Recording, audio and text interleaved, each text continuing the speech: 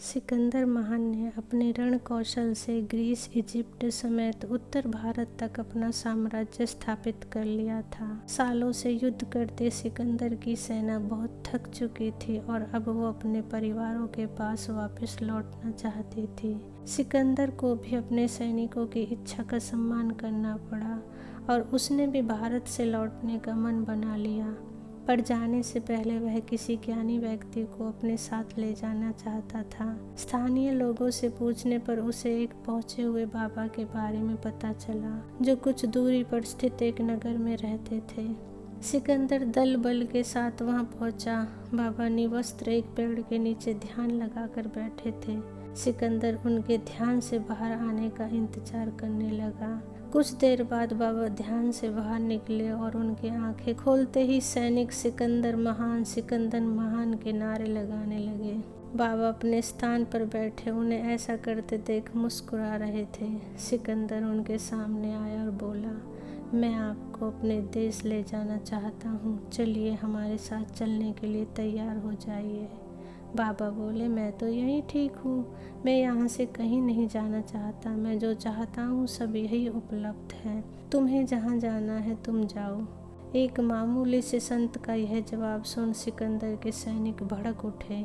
भला इतने बड़े राजा को कोई मना कैसे कर सकता है। सिकंदर ने सैनिकों को शांत करते हुए बाबा से कहा, मैं ना सुनने का आदी नहीं हूँ, आपको मेरे साथ चलना ही होगा। बाबा बिना घबराए बोले, यह मेरा जीवन है और मैं ही इसका फैसला कर सकता हूँ कि मुझे तुम्हारे साथ जाना है या नहीं। यह सुनकर सिकंदर गुस्से से लाल हो गया। उसने फौरन अपनी तलवार निकाली और बाबा के गले से सटा दी। अब क्या बोलते हो, मेरे साथ चलोगे या मौत को गले लगाओगे। बाबा अब भी शांत थे। मैं तो कहीं नहीं जा रहा, अगर तुम मुझे मारना चाहते हो तो मार डालो, पर आज के बाद से कभी अपने नाम के साथ महान शब्द का प्रयोग मत करना, क्योंकि तुम्हारे अंदर महान होने जैसी कोई बात ही नहीं है। तुम तो मेरे गुलाम के भी गुलाम हो। सिकंदर अब और भी क्रोधित हो उठा। भला दुनिया जीतने वाले इतने बड़े योद्धा को एक निर्बल निवस्त्र व्यक्ति अपने गुलाम का भी गुलाम कैसे कह सकता था। तुम्हारा मतलब क्या है। सिकंदर क्रोधित होते हुए बोला।